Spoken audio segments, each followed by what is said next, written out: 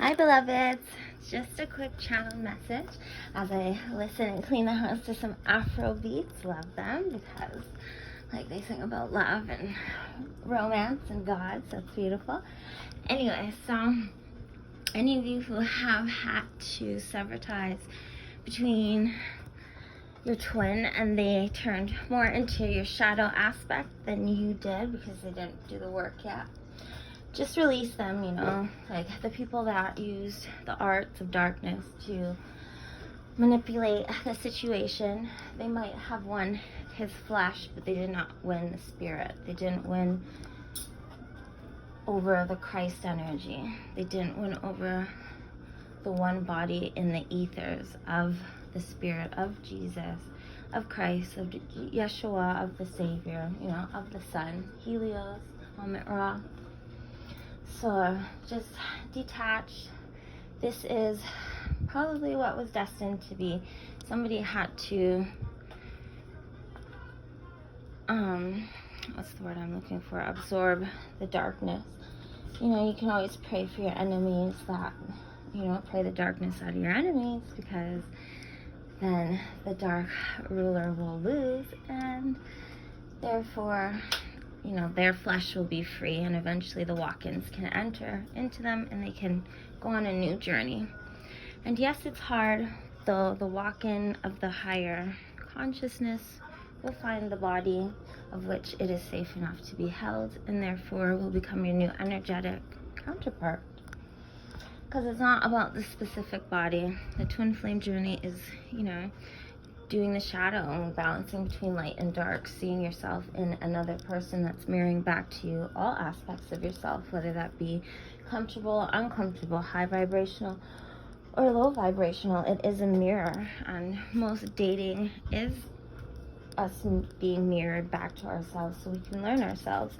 It's all a process of growing and evolving, becoming who we are destined to be, and choosing our destiny, because sometimes we end up in relationships that really reflect onto us, the bad choices that we make, and the confusion of like, okay, but where did I learn to accept this behavior? Like, where did I start to begin to think or consider this acceptable by myself? And then it's like, okay, then who is myself, and how did I become myself? Who imprinted on me? Where did my beliefs come from that made me do this? And then boom, dive into the shadow work, and then the dark night of the soul is like in and out through the shadows in the wilderness, like getting glimmers of light and darkness so that you can see the opposite polarity. Not that they are different from each other, because they are a part of the whole, though that when we are aligned to certain aspects of either a lower vibration or a higher vibration, we begin to manifest that back to us because we are vibrating on it. And life will give us, reflections onto us of what we're at the root accepting, and then it's reflecting to us externally. Like you might say, I have dated a psychopath, but you're not necessarily a psychopath. But the way that you internalize things could be like you are a psychopath towards your own self because you're allowing such toxic behavior. But then it's like, okay, so how will I align to a better vibration within myself and love myself more, that will no longer be accepted? See? So it's like sometimes you just need that, like, wake up call, like that hard shake awake. And then sometimes you'll meet someone very divine and pure, and it's almost scary, but then it's like, okay, that is you too. And you have to see that in yourself, and that you deserve that outside yourself. So our external world is always going to give us glimpses of what's internally needing a little attention. What triggers us heals us. We're always going to be healing. You can heal something one day and then be triggered by it months later, but in a different tone.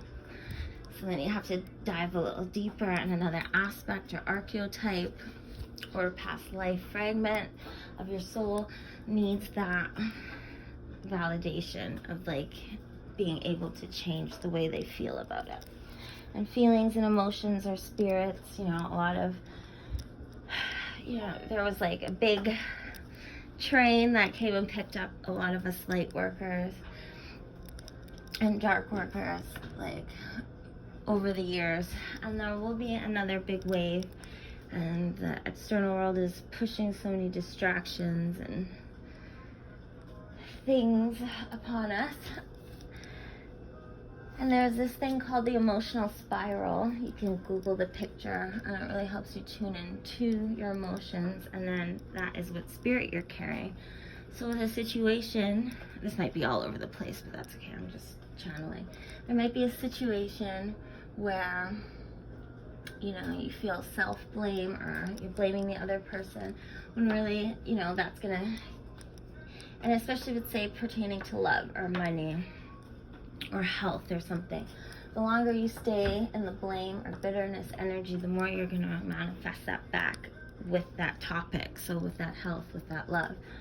So that's why we try to come to peace with everything and forgiveness, because when we find peace and forgiveness, we open a space for a new experience, a new way to experience, you know, the same topic.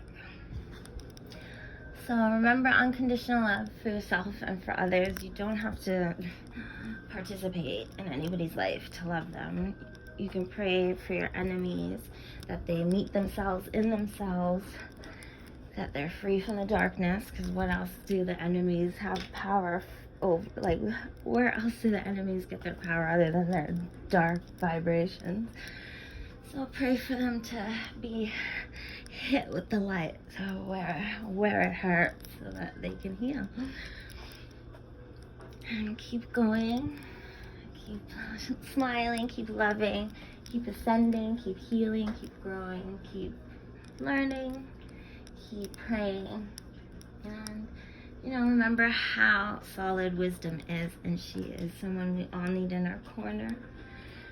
And if life gives us anything when we pay attention, it definitely is wisdom and lessons and epiphanies and things. So I will touch in with you all soon. Enjoy your summer or month of June, wherever you are, over under the equator.